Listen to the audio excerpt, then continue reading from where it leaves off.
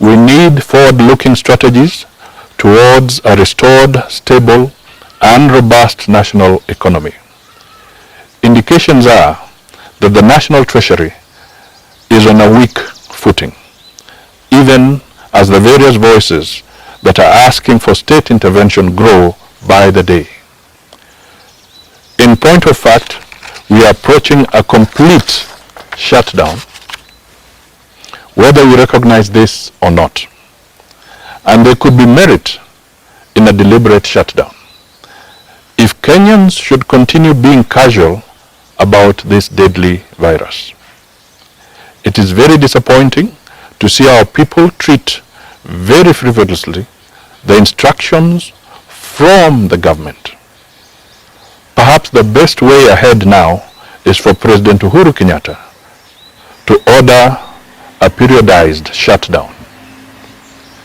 This will most likely wake us up to the harsh realities of the mortal dangers that our conduct is exposing us to.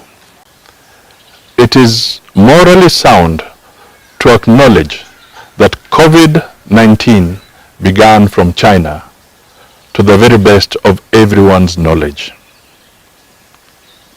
It is also true that as we face debt repayment challenges as a nation, our largest creditor is China.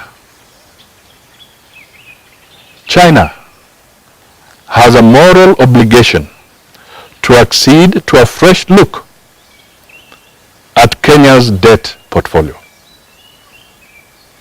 An engagement with Kenya's treasury is of the greatest essence. Some of these repayments are now either due or soon falling due.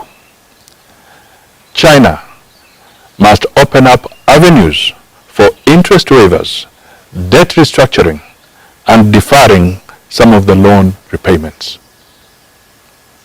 Citizens also need support in access to water, both for health purposes and as an essential nutritional need.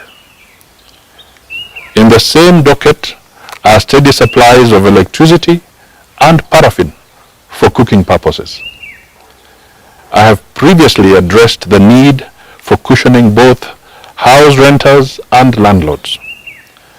A crisis or even a shutdown law may need to be urgently enacted for this purpose, with the possibility of tax accruals where landlords and banks will be obliged to extend such relief to Kenyans. COVID-19 has hit virtually every country. There are no international good Samaritans to turn to for support. Each country must first face COVID on its own before any international efforts can come into the equation. As Kenyans, we must accordingly brace ourselves up to address COVID-19 on our own. This includes addressing our economic survival and social stability. How do we restore functionality in the midst of a global crisis that is likely to be protracted? We have entered what would ordinarily be the planting season in the country's food basket zones.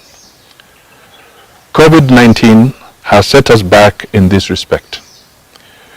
We need clear, proactive contingency measures with regard to such essentials as fertilizers and seeds, access to agricultural credit, and even extension services.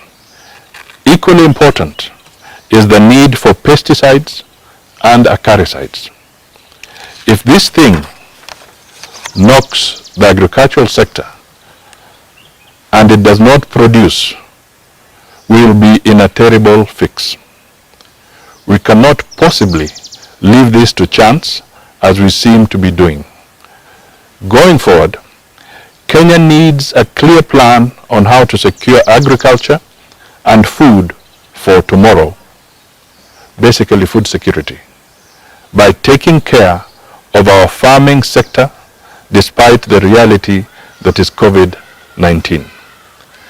The supply chain for agricultural essentials, and indeed all other essentials, should not be compromised. We need forward-looking strategies towards a restored, stable, and robust national economy.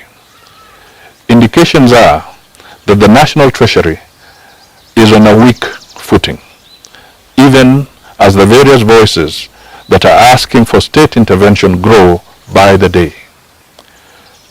In point of fact, we are approaching a complete shutdown, whether we recognize this or not. And there could be merit in a deliberate shutdown if Kenyans should continue being casual about this deadly virus. It is very disappointing to see our people treat very frivolously the instructions from the government. Perhaps the best way ahead now is for President Uhuru Kenyatta to order a periodized shutdown. This will most likely wake us up to the harsh realities of the mortal dangers that our conduct is exposing us to. Some degree of traveling remains inevitable, regardless that the country is shutting down or that it will be shut down. People must still travel to find food. They need to find health care and to find other essentials. The necessary measures that have been introduced to minimize the chances of spreading the virus through public transport come with challenges. One of these is cost, both for the commuter and the owner of the transport. There is need to look at taxation on petroleum products afresh in order to give Kenyans some level of relief. It is known, for example, that slightly over 50% of the price of fuel at the pump goes towards taxes and levies. The government should give citizens some relief.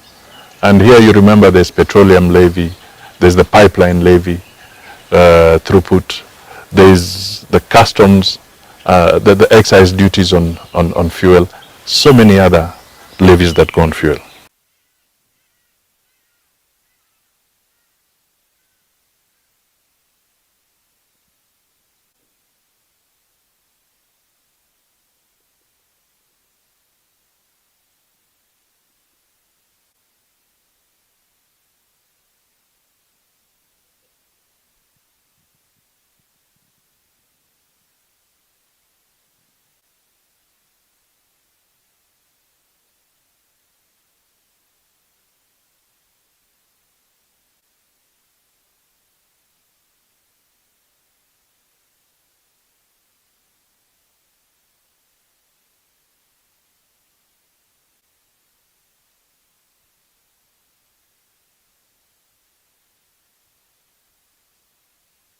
There's something that we call site visit. Okay, that is when unataka kukuja ujione wewe mwenyewe, and I will advocate for you guys to come and view this land for yourself. Tusiseme tu na usiekele blindly, pia wewe kuja ujione. Every Saturday kuna kuwaga na site visit. Sawa, pale Kencom mnachukuliwa, and for more information just call this number down here, Fervent. They're going to help you with all the details that you want. I can tell you for sure, this place is legit. I can tell you for 100% sure. This place, Fervent, hawezi kutupa. Pesa yako haiwezi potea. Cannot, it can't. Haiwezi.